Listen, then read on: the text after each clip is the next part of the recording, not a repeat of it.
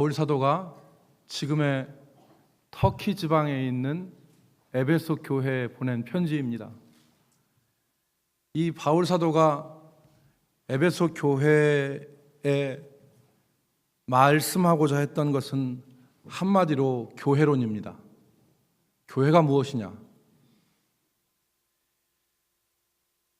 바울 사도가 이 에베소서에서 한 세 가지 대략적으로 교회의 중요한 사실들을 말씀을 했는데, 첫 번째로는 교회의 은혜성에 대해서 말했습니다.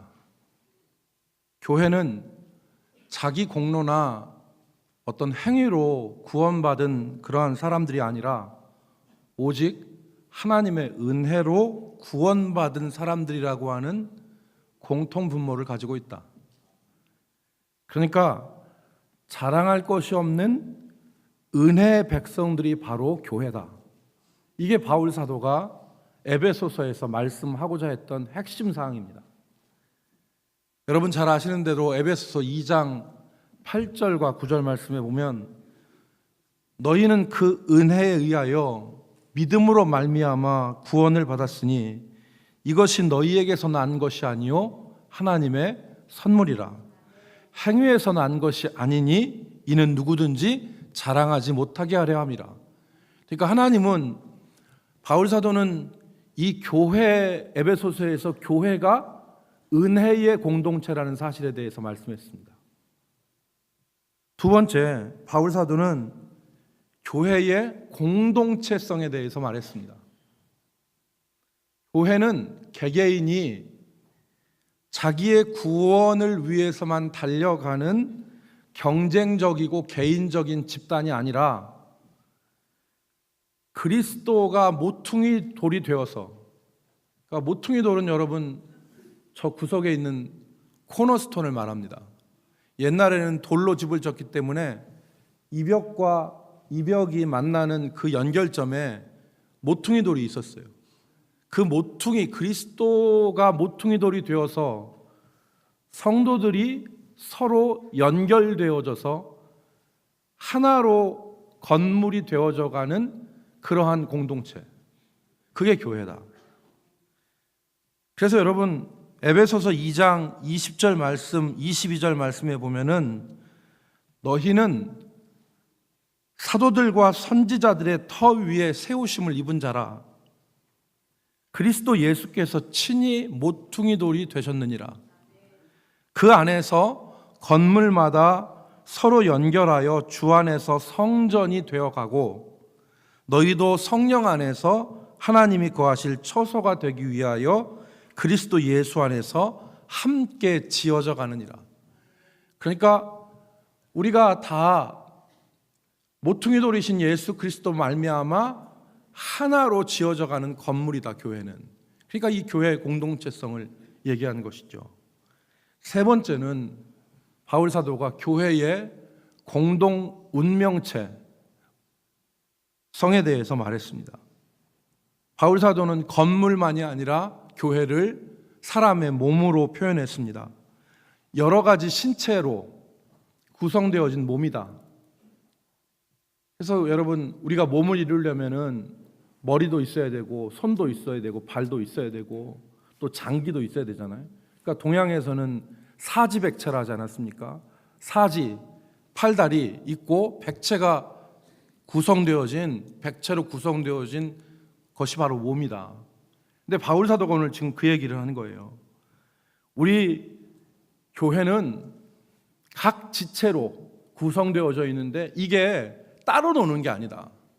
하나가 아프면 온몸이 아프고, 하나가 영광스러운 일을 당하면 온몸이 영광을 받는다. 여러분 만약에 간이 아파요. 그럼 간만 아픕니까? 온몸이 다 아파요. 그죠?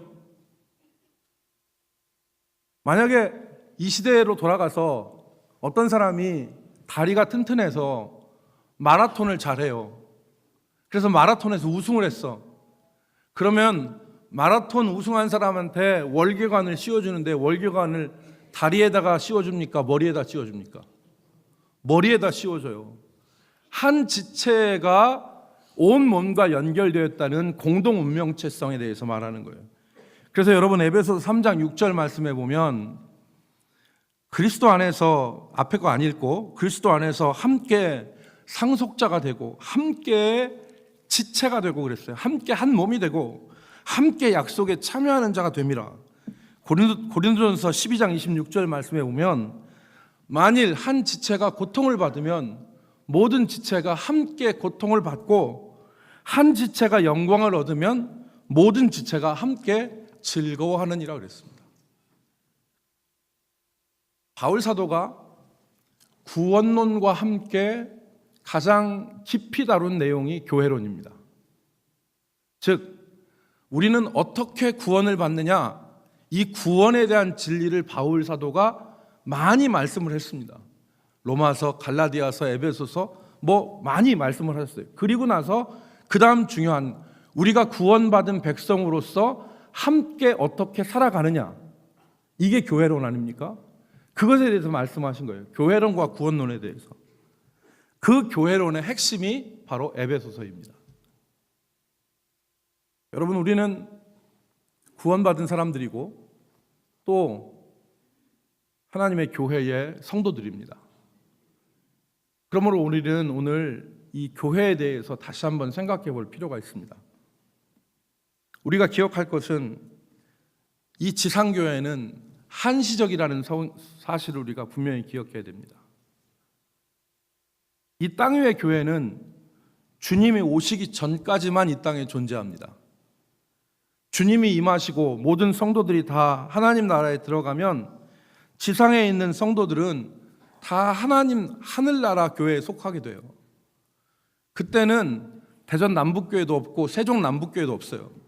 장로교도 없고 감리교도 없어요. 다 하늘 교회, 하나의 교회에 속하게 되는 거예요. 개인적으로는 여러분, 주님이 오시기 전에 우리가 죽음을 맞이하면 더 이상 교회에 있으려고 해도 있을 수 없습니다. 우리는 여기에 더 머무르고 싶어도 머무를 수 없어요. 한시적인 거예요. 질문 하나 하겠습니다, 여러분. 여러분, 건강한 몸으로 살고 싶으십니까? 아니면 병든 몸으로 살고 싶으십니까? 당연한 걸 왜 묻죠? 여러분, 또 하나 질문하겠습니다. 좋은 집에서 살고 싶으십니까? 아니면 마감 처리도 잘 안 되고 곳곳에 균열이 생기고 곧 무너질 것 같은 집에서 살고 싶으십니까? 좋은 집에서 살고 싶습니다. 여러분, 좋은 교회에서 신앙생활하고 싶으십니까? 아니면 지옥 같은 교회에서 신앙생활하고 싶으십니까? 좋은 교회에서 신앙생활하고 싶은 거죠. 여러분, 앞으로 우리가 갈 천상교회는 영원해요. 그런데 우리가 이 땅에 머무는 이 교회는 한시적이에요. 이 한시적인 교회가 좋은 교회가 되어야 되지 않겠습니까? 이 한시적인 교회가 지옥 같은 교회가 돼서는 안 되겠죠. 여러분, 건강한 몸에는 조건이 있어요. 몸에 병이 없어야 돼요. 몸속에 암세포가 자라거나 몸에 염증이 있으면 건강하지 못한 거예요. 그죠?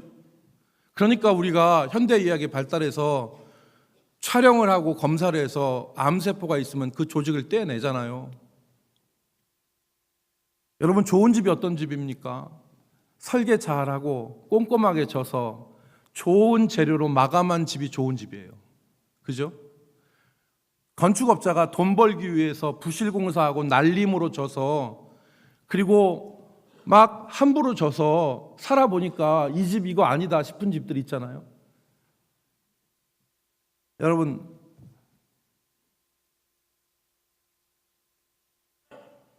사람도 격이 있고 건물도 격이 있고 교회도 격이 있습니다. 그죠? 여러분, 우리가 정말 집들을 바라보면 좋다, 그런 집들이 있어요. 잘 마무리되고 잘 지어진 집. 그죠? 교회도 그래요. 사람들이 우리 교회를 좋은 교회라고 합니다. 우리 교회를 격 있는 교회라고 그렇게 얘기를 해요. 우리 교회 좋은 교회예요. 우리 교회 격 있는 교회입니다. 우리 교회 65년 동안 하나님의 은혜로 성도들 사랑 가운데 잘 왔어요. 좋은 교회입니다. 격이 있는 교회예요. 좋은 교회입니다. 다른 사람들이 무척 부러워하는 교회입니다. 여러분, 제가 지금 말씀드리는 것은 우리가 좋은 교회에서 같이 신앙생활을 하자는 겁니다. 어느 교회에서 부흥회를 했습니다. 은혜 받을 준비를 다 하고 강사 목사님을 모셨는데, 강사 목사님이 첫 시간에 오셔서 강단에 딱 쓰시더니 몇 말씀 하시더니, 이 교회 장로님들은 어디 계십니까?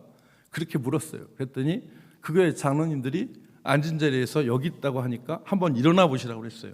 그래서 그 교회 장로님들이 일어났어요. 그랬더니 목사님이 뭐라고 했냐면, 이 교회 장로님들은 왜 이렇게 꾀죄죄합니까? 그랬어요. 이 교회 장로님들 왜 이렇게 꾀죄죄합니까? 이렇게 얘기를 한 거예요. 그러니까 은혜 받으려고 했던 그 교회 장로님들이 마음이 기분이 좋지 않았어요. 물론 우스갯소리로 한 얘기예요. 그러나 기분이 좋지 않았어요. 그 목사님이 똑같은 실수를 또 한 번 했습니다. 어떤 실수했냐면, 목사님이 숙소로 모시기 위해서, 목사님을 자가용으로 모시기 위해서 헌신한 집사님이 한 분 계셨어요. 그래서 예배 첫 시간이 끝나고 목사님을 숙소로 모셔다 드리는데, 담임 목사님 타시고 강사 목사님 타시고 그 집사님이 타셨어요. 그래서 가는데 담임 목사님이 이 집사님을 소개했어요. 누구에게? 듣고 계시는군요. 예.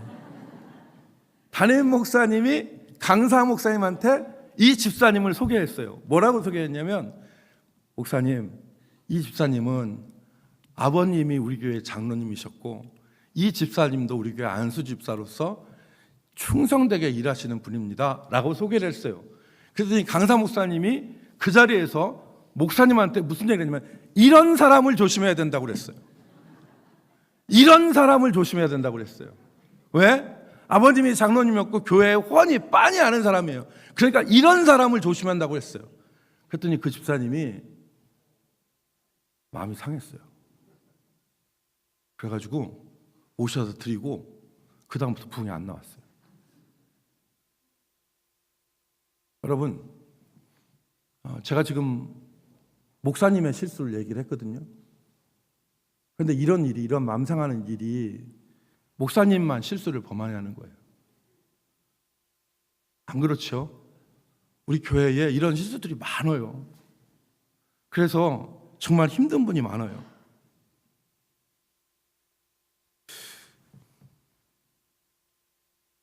그래서 성도들이 마치 항암 치료할 때의 고통, 항암 치료 받을 때의 고통, 그 고통과 같은 아픔을 겪고, 집으로 얘기하자면 벽에 금이 가고 균열이 생기고 집이 한쪽이 무너지는 것과 같은 그러한 어려움, 피해를 입는 경우가 있습니다.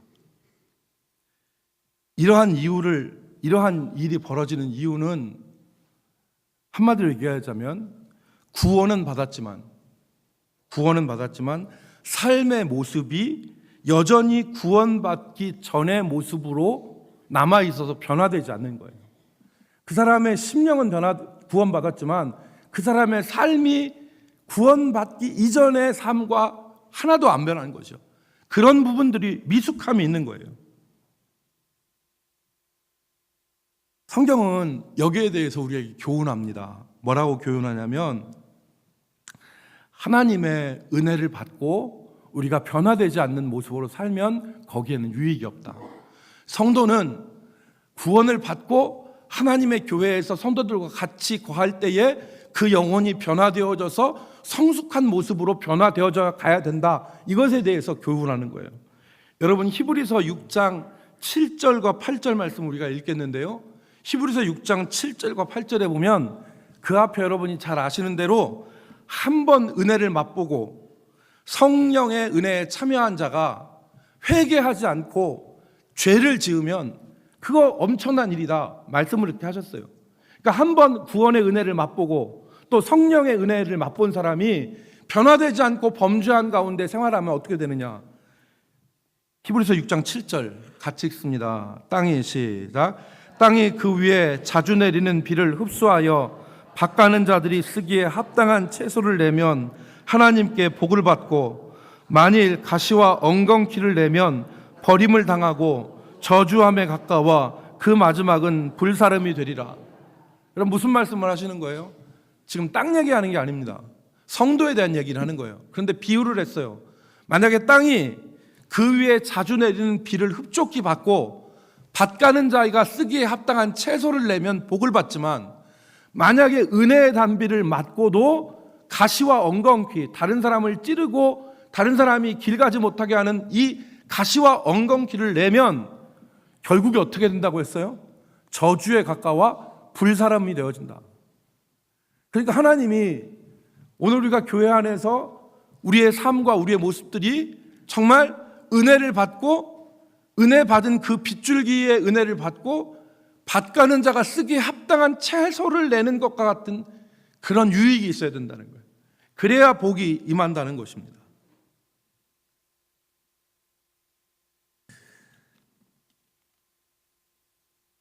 바울 사도가 빌립보서에서 말씀했습니다. 빌립보서 2장 14절 말씀에 보면은 모든 일을 원망과 시비가 없이 하라 그랬습니다. 원망과 시비가 없이 하라.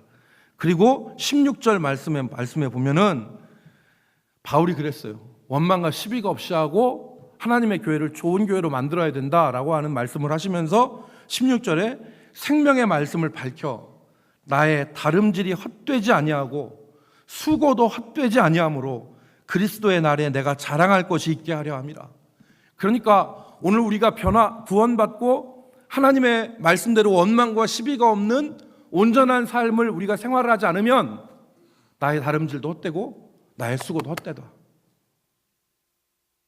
여러분, 오늘 바울 사도는 우리가 읽은 본문에서 이것에 대한 해법에 대해서 말씀을 하셨습니다. 이 문제를 푸는 해법을 바울 사도가 세 가지를 말씀을 하셨습니다. 첫 번째가 우리가 읽은 말씀대로 모든 성도들이 거짓을 버리고 진실을, 참된 것을 말하는 것. 이게 우리 교회에서 정말 중요한 원칙이다. 거짓을 버리고 참된 것으로 말하라. 두 번째로는 분노를 처리하는 방법에 대해서 말했어요. 분을 내어도 죄를 짓지 말고, 해가 지도록 분을 품지 말고, 그래서 마귀에게 틈을 주지 말아라. 이 두 가지 말씀은 분노에 대한 처리예요. 세 번째로는 유익한 삶, 남에게 베푸는 삶을 말했어요. 도둑질하지 말고, 도둑질하는 도둑질을 그치고 열심히 자기가 일해서 다른 사람을 구제하는 사람이더라. 이게 언뜻 읽으면 도둑질하지 말고 구제하라는 맥락으로 되는데, 이 교회 구원론적인, 교회론적인 측면에서는 도둑질하는 것은 남에게 해를 입히는 것이고 구제하는 것은 남에게 베푸는 삶을 얘기하는 거예요. 그럴 때 오늘 본문에서 바울이 얘기하고자 하는 것은 남에게 베푸는 삶을 살아라 이거예요. 선한 일이라는 거 하는 것은 그런 것입니다. 이제 짧게 이 세 가지에 대해서 같이 말씀을 나누고 말씀을 마치도록 하겠습니다. 첫 번째, 우리가 교인들을 대할 때는 진실함으로 대해야 됩니다. 거짓을 버리고 진실함을. 진실은 사람 사이에 신뢰를 가지고 옵니다. 그러나 거짓이 드러나면 신뢰가 깨지죠. 우리가 잘 아는 도산 안창호 선생님이 그 구한말 일정 초기, 이때 우리나라가 정말 못 살았잖아요. 옛날 흑백 필름 보면 우리나라가 다 초가집 살았어요. 정말 가난했다고요. 그런데 그때 도산 안창호 선생님께서 뭐라고 말씀하셨냐면, 우리 국민이 가장 시급하게 해결해야 될 과제는 경제 부흥이 아니라 신용 회복입니다 그랬어요. 우리가 지금 진짜 해야 될 게 뭐냐? 경제 부흥이 아니다. 신용 회복이다. 그때 당시에도 거짓말하고 서로 비방하고 이런 얘기를 하니까. 그래서 부정직의 문제가 심각하다는 것을 지적하면서 안창호 선생이 이런 말을 했습니다. 우리는 꿈에서라도 거짓말하지 말자. 내가 한 것을 김 집사가 했다고 하고, 김 집사가 안 한 것을 김 집사가 했다고 하고, 이런 일들이 있어서는 안 된다는 겁니다. 말로 인한 상처와 실수가 참 많지요. 우리 성도들 가운데 말로 인한 상처를 안 받았다고 손들 사람이 없을 만큼 우리가 이런 일들이 만연해 있습니다. 그래서 오늘 우리가 29절 말씀 읽지 않았지만 29절 말씀에 뭐라고 기록되어 있냐면 같이 있습니다. 무릇 시작. 무릇 더러운 말은 너 입 밖에도 내지 말고 오직 덕을 세우는데 소용되는 대로 선한 말을 하여 듣는 자에게 은혜를 끼치라. 아멘. 여러분, 어떤 사람이 말을 할 때 세 가지 문을 통과하고 난 다음에 말을 하라 그랬어요. 말을 할 때 세 가지 문을 통과해라. 첫 번째가 무슨 말이냐면 사실의 문, 정직의 문을 통과해야 된다는 거예요. 이 말을 할 때 이 말이 사실이 아니면 하지 말라는 거예요. 요즘 가짜뉴스 얘기가 많이 나오는데 한겨레 신문에서 가짜뉴스 터뜨리는 거는 기독교에 대한 그 탄압입니다.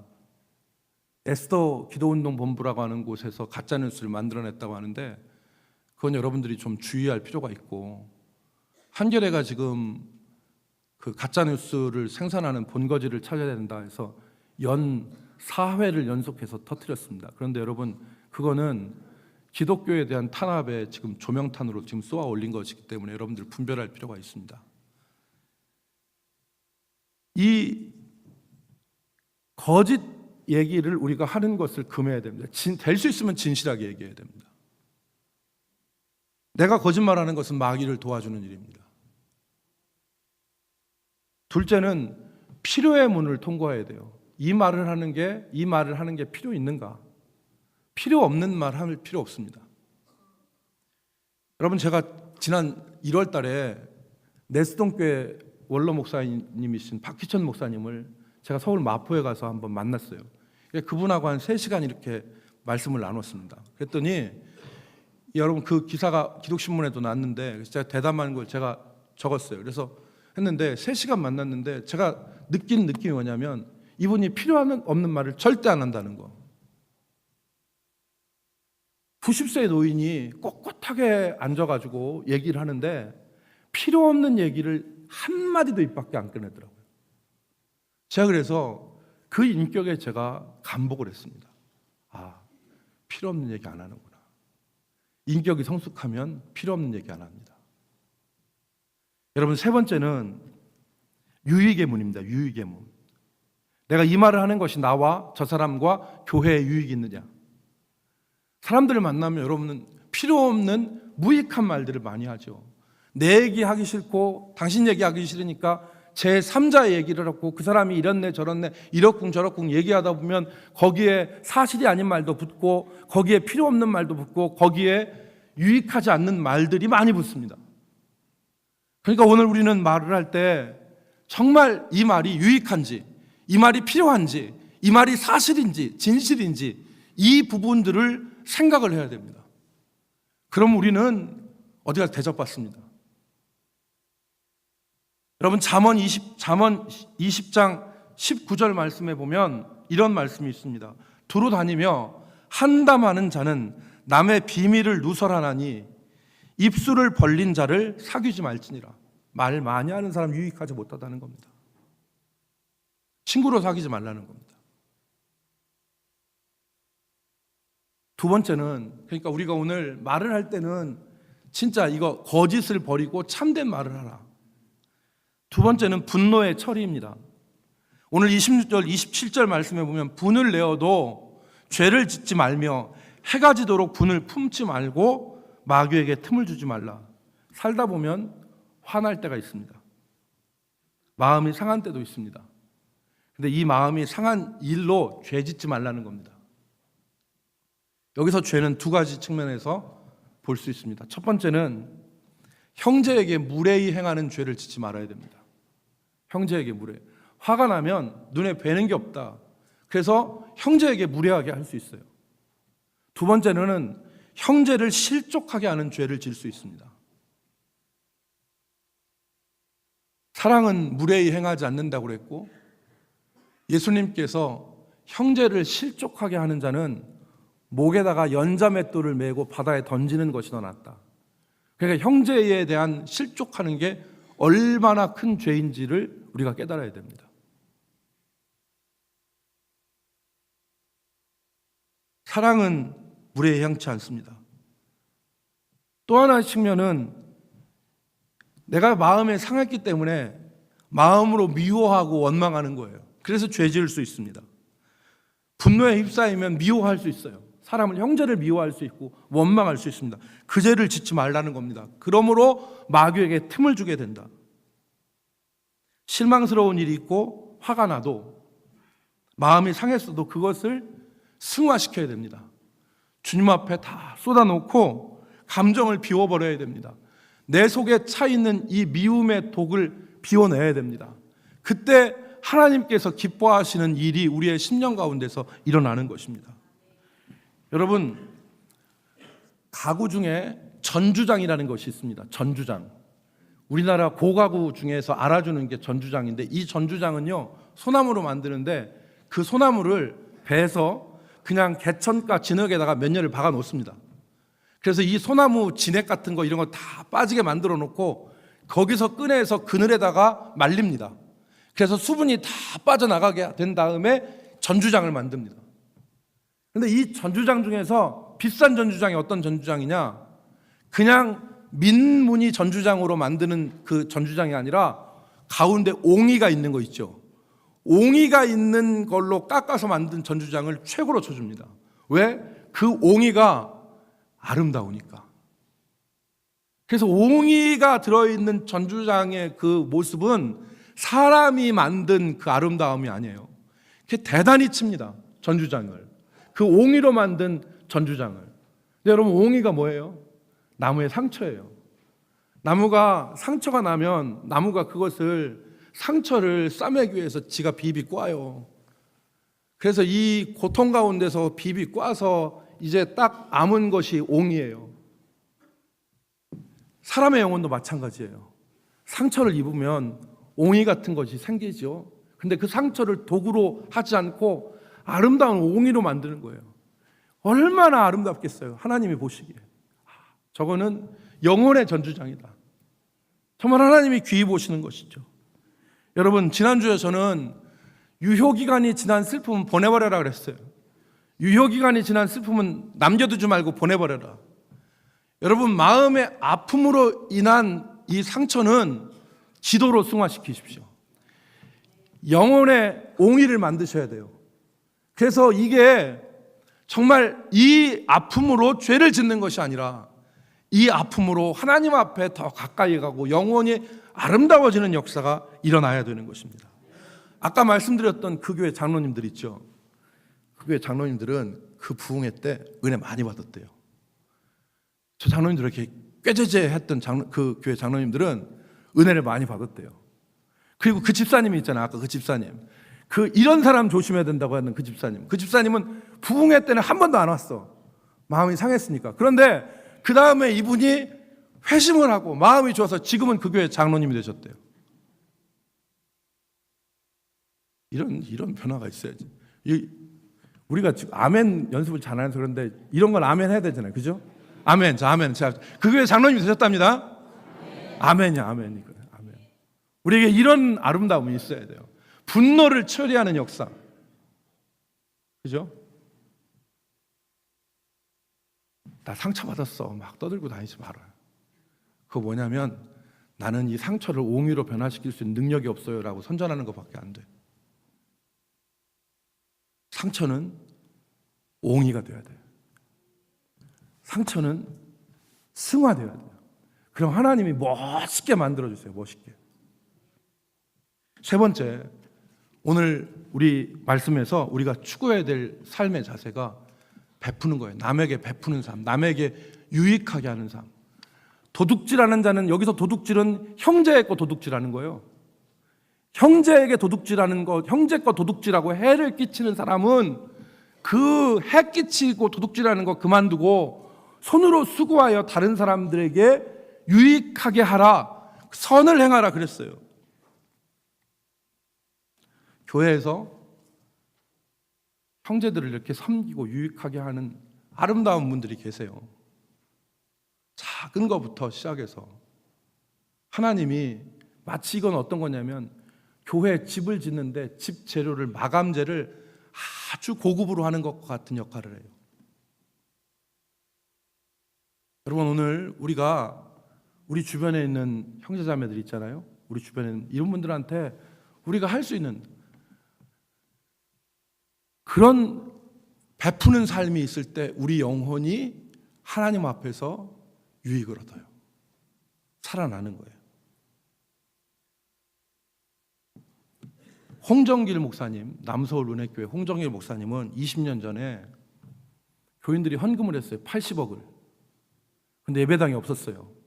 근데 이 남서울 은혜교회 홍정길 목사님 예배당 80억 헌금했는데 자기 교회 예배당을 안 줬어요. 그 옆에 있는 장애인 학교에다가 80억을 다 줬습니다. 그리고 교인들은 그 학교 체육관에 매주마다 의자 새로 놔서 거기서 예배드렸어요. 그러니까 그 교회 교인들 정신이 살죠. 그 교회 교인들 정신이 불편하지만 그 교회 교인들 정신은 사는 거예요. 믿음이 살아나는 거예요. 그냥 말로만 믿음, 은혜, 사랑, 하나님 이게 아니라 실질적으로 그 교회 교인들 믿음이 산 거예요. 여러분, 오늘 우리는 이런 쓰임받는 자들이 되기를 원합니다. 정말 우리 교회가 좋은 교회, 남들이 부러워하는 교회예요. 대전 남북교회 좋은 교회. 어디 가서 대전 남북교회 안 좋은 교회 이 얘기 들어보는 사람 없어요. 다 좋은 교회예요. 다 좋은 교회로 가는데 천국같이 좋은 교회. 그게 어떤 교회예요? 진실을 말하는 교회. 거짓을 버리고 진실하게 성도들을 대하는 교회. 두 번째로는 오늘 여기 있는 것처럼 상처를 승화하는 교회가 되어야 돼요. 그래서 우리 성도들 영혼 가운데는 상처를 정말 아름다움으로 승화시킨 영혼의 옹이들이 발견돼야 돼요. 나무가 상처 입었다고 나 이 험한 세상에서 못 살겠어, 나 여기서 죽어버려야겠네 하고서 나무가 없어지는 게 아니라 아름드리 나무로 자랐는데 거기에 옹이가 있어요. 세 번째로는 베푸는 삶이에요. 다른 사람 도와주세요. 유익하게. 하나님이 기뻐하시고 그 영혼에 복 주십니다. 기도합시다. 하나님, 오늘 우리가 정말 교회론에 대해서 다시 생각해 보았습니다. 상처 입은 자들, 힘든 자들 주님께서 어루만져 주시고 그 상처가 영혼의 아름다운 옹이로 변화될 수 있도록 역사하여 주옵소서. 그리고 하나님, 우리가 할 수 있는 대로 우리 형제자매들에게 선을 베풀고 돕는 손길이 되어서 정말 하나님의 교회가 아름다운 교회 되게 하여 주옵소서. 예수님의 이름으로 기도 올리옵나이다. 아멘.